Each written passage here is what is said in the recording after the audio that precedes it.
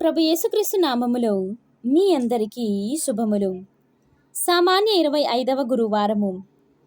దేవాలమును పునర్నిర్మింపుడు, అప్పుడు నేను సంతసింతును. మొదటి పట్టణము హగ్గాయి గ్రంథము 1వ అధ్యాయము 1వ వచనము నుండి 8వ వచనం వరకు.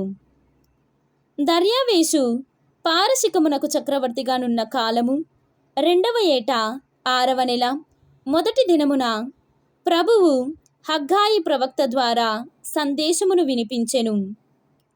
ఆ సందేశము షయాయిలియేలు కుమారుడు, యూదా రాష్ట్ర పాలకుడు సెరుబ్బటేలు కొరకు, యెహోసాదాకు కుమారుడు, ప్రధాన యాజకుడు యెహోషువ కొరకు ఉద్దేశింపబడినది.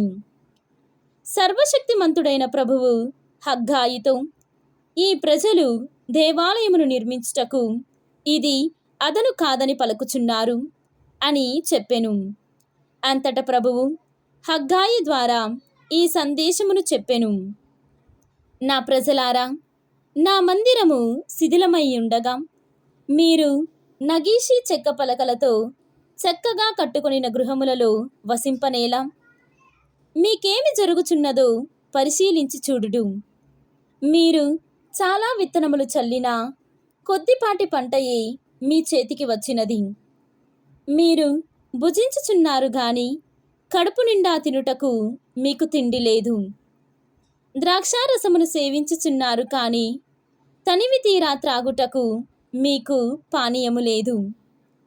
బట్టలు తాల్చుచున్నారు కానీ అవి మిమ్ము వెచ్చగా నుంచజాలకున్నవి. కూలీవారు చాలినంత వేతనమును సంపాదింపకున్నారు. ఈ కార్యములు ఇట్లెందుకు జరుగుచున్నవో బాగుగా పరిశీలించి చూడుడు.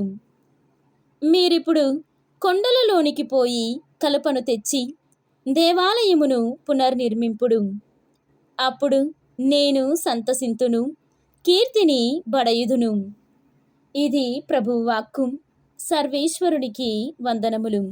భక్తి కీర్తనం. ప్రభువు తన ప్రజలను గాంచి ప్రీతి చెందును. ఈనాటి సువిశేషము పునీత లూకా గారు వ్రాసిన సువిశేషము 9వ అధ్యాయము 7వ వచనము నుండి 9వ వచనము వరకు. ఆ కాలమున గలిలయ రాజపాలకుడు హేరోదు యేసును గూర్చి అంతా విని కలవరపడెను.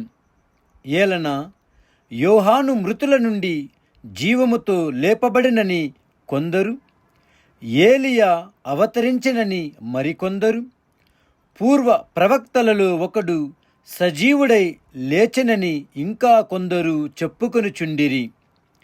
నేను యోహాను తల తీయించితిని గదా, మరి నేను వినుచున్న వార్తలన్నీ ఎవరిని గురించి అయి ఉండవచ్చును అని హేరోదు భావించి ఆయనను చూడగోరెను. ఇది క్రీస్తు సువిశేషము. క్రీస్తువా మీకు స్తుతి కలుగునుగాక.